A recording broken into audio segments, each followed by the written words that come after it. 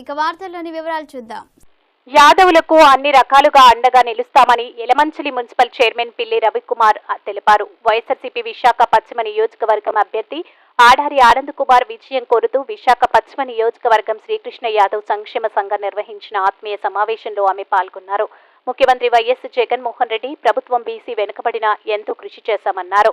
ఈ కార్యక్రమంలో విశాఖ గౌరవ మేయర్ గోలగాని హరి వెంకట కుమారి, వ్యవసాయ మార్కెటింగ్ డైరెక్టర్ తోసంగి వెంకటరమణి, విశాఖపట్నం పశ్చిమ నియోజకవర్గం శ్రీకృష్ణ యాదవ సంక్షేమ సంఘం అధ్యక్షులు పల్లా సోమేశ్వర, ప్రసాద్ యాదవ్, సంతోష్ కుమార్ యాదవ్, పాము వేణు, నూనెల శ్రీను, సర్వసిద్ధి సాయి, లత, యాదవ సంఘం నాయకులు పాల్గొన్నారు.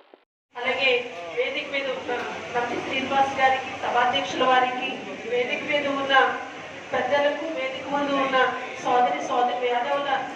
యాదవ సోదరి మనులకు నా యొక్క హృదయపూర్వక నమస్కారాలు తెలియజేసుకుంటూ, ఈరోజు మన ముఖ్యమంత్రి శ్రీ వైఎస్ జగన్మోహన్ రెడ్డి గారు విశాఖ పశ్చిమానికి ఎమ్మెల్యే అభ్యర్థిగా ఆడారి ఆనంద్ గారిని నియమించారు. అతనికి మనం తప్పకుండా అత్యధిక మెజారిటీ ఇచ్చి గెలిపించుకోవాల్సిన బాధ్యత మనందరి మీద ఉంది. ఎందుకంటే ఆడారి తులసిరావు గారు తెలియలేని వ్యక్తులు ఎవరు ఉండరు. ఎందుకంటే ఆడారి తులసిరావు గారు వాళ్ళకి విశాఖ డైరీ చాలా పెద్ద సంస్థ ఉంది. దాంట్లో యాదవులే మేలు. యాదవులకి వృత్తి ఏంటి? మన పాలు పెరుగు వ్యాపారమే. అటువంటి పాల వ్యాపారాన్ని వాళ్ళు ఉత్పత్తిగా తీసుకుని మన రూరల్లో అటు సైడ్ గ్రామంలో పాలు తీసుకొని దానికి మనము యాదవులకి మరింత ఉన్నత. మేము ఇక్కడ టికెట్ ఆశించి మేము రాలా.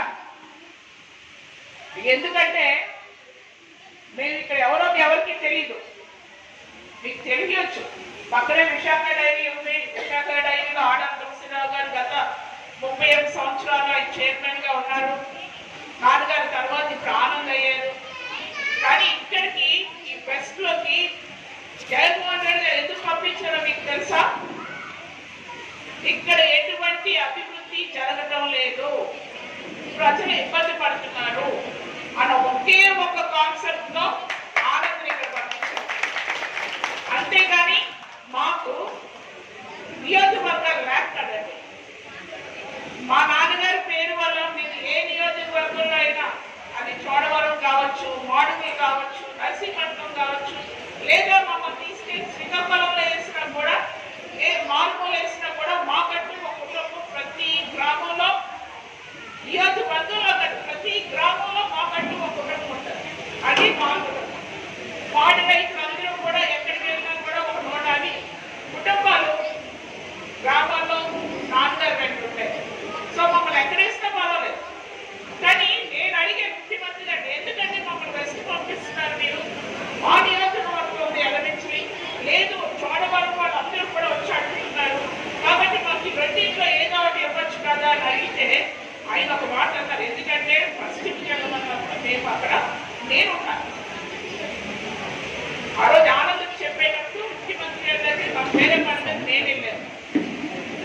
ఆయన మీరు వెస్ట్ వెళ్ళాలి ఆనంద్ అన్నప్పుడు నేను అడిగాను, ఎందుకు సార్ మీరు వెస్ట్ పంపిస్తున్నారంటే, వెస్ట్ లో అభివృద్ధి కుట్టిపడి దగ్గర 15 సంవత్సరాల నుంచి అభివృద్ధి అనేది కుట్టిపడింది. కాబట్టి అక్కడ ఆనంద్ అవసరం ఎంతైనా ఉంది. ఆనంద్ నేను అంతే అని పంపిస్తున్నాను.